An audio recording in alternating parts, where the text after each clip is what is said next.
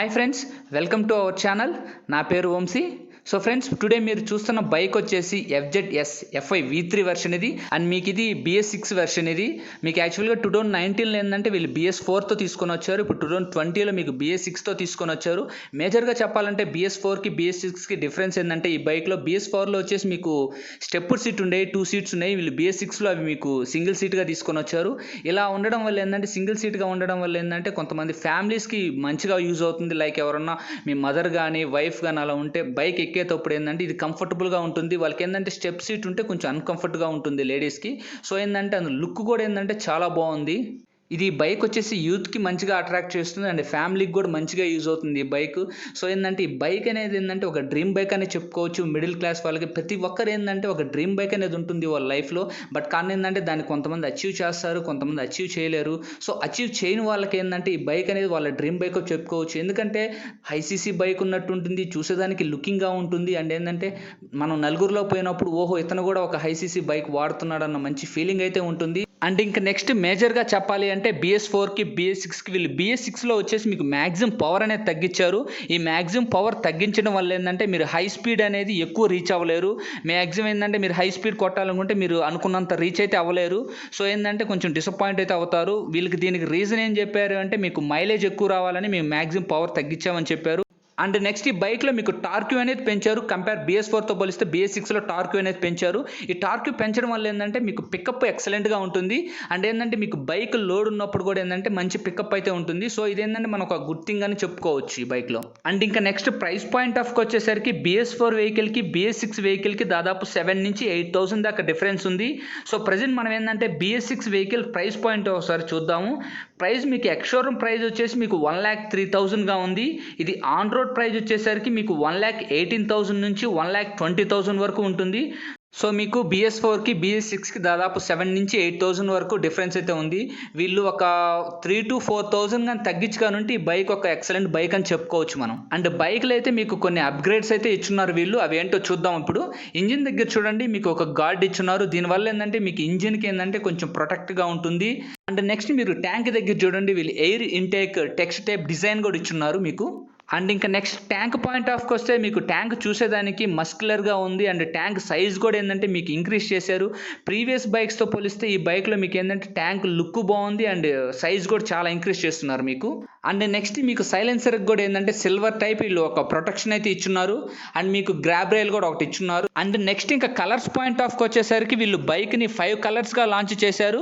అవి ఒకటి ఏంటంటే dark night, and second one metallic red, and third one వచ్చేసి matte blue, and fourth one వచ్చేసి మ్యాట్ బ్లాక్, అండ్ ఫైనల్గా ఫిఫ్త్ వన్ వచ్చేసి గ్రే క్యాన్ అని. సో మనం ప్రజెంట్ మీరు చూస్తున్న బైక్ వచ్చేసి మ్యాట్ బ్లూ. ఇది మా ఫ్రెండ్ తీసుకున్నాడు. అండ్ ఇంకా నెక్స్ట్ ఇంజిన్ పాయింట్ ఆఫ్కి వచ్చేసరికి మీకు ఇంజిన్ ఇది 149cc ఇంజిన్ ఇది.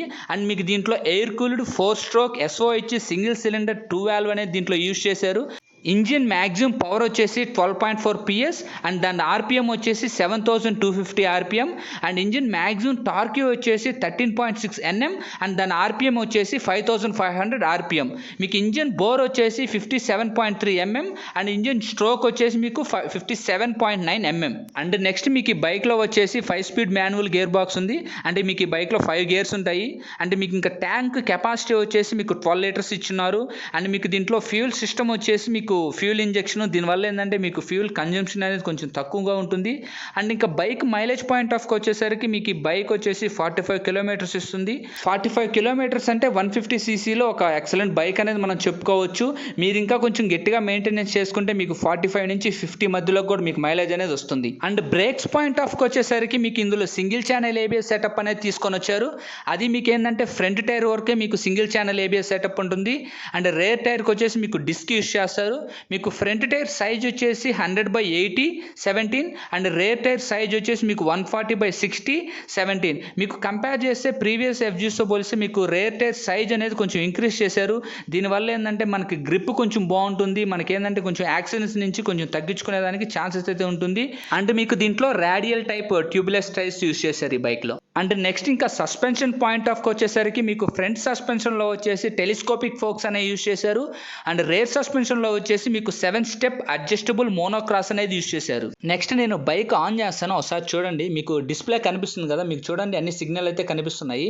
మీకు ఇక్కడ లెఫ్ట్ సైడ్లో ఒక బటన్ ఉంది కదా, దాన్ని ప్రెస్ చేస్తే మనకి ఏంటంటే మొత్తం కనిపిస్తుంది చూడండి. మీకు మొత్తం చేంజ్ అవుతుంది కదా, అక్కడ చూడండి. మీకు ఏంటంటే అక్కడ రీడింగ్స్ అనేవి చేంజ్ అవుతుంటే అదేంటంటే మీరు యావరేజ్ మైలేజ్ కూడా కనిపిస్తుంది. అండ్ మీరు వన్స్ ఏదన్నా ట్రిప్ మీటర్ అడ్జస్ట్ చేసుకొని మీకు మైలేజ్ కూడా టెస్ట్ చేసుకోవచ్చు మీరు. అండ్ ఇక్కడ చూడండి ఇండికేటర్ సిగ్నల్ కూడా కనిపిస్తుంది కదా మీకు. అండ్ నెక్స్ట్ ఇక్కడ చూడండి మీకు dim and dip and high beam లో బీమ్ లైట్స్ కూడా మీకు ఏంటంటే మనం ఈ బటన్తో ఆపరేట్ చేసుకోవచ్చు. అండ్ మీకు ఈ బైక్ ఏంటంటే ఓన్లీ సెల్ఫ్ స్టార్ట్తో బైక్ స్టార్ట్ అవుతుంది. మీకు రెడ్ కలర్ బటన్ కనిపిస్తుంది కదా, అదే సెల్ఫ్ స్టార్ట్. అండ్ మీకు లెఫ్ట్ సైడ్లో కనిపిస్తుంది ఆ స్విచ్ ఏంటంటే డిమ్ అండ్ డిప్ స్విచ్ అది. అండ్ నెక్స్ట్ ఇంకా ఫ్యూచర్స్ పాయింట్ ఆఫ్ వస్తే మీకు దీంట్లో speedometer, trip meter, odometer, fuel gauge, console అంతా మీకు డిజిటల్లో ఉంటుంది. అండ్ మీకు దీంట్లో ఫ్యూల్ వార్నింగ్ ఇండికేటర్ కూడా ఉంది. అండ్ మీకు దీంట్లో ఏంటంటే గేర్ షిఫ్ట్ ఇండికేటర్ అనేది ఒకటి మిస్ అయింది. అండ్ నెక్స్ట్ ఇంకా bike dimensions and weight point of వస్తే మీకు బైక్ వెయిట్ వచ్చేసి 137 kgs. అండ్ మీకు బైక్ ఓవరాల్ లెంత్ వచ్చేసి 1990 mm. అండ్ బైక్ హైట్ వచ్చేసి మీకు 1080 mm.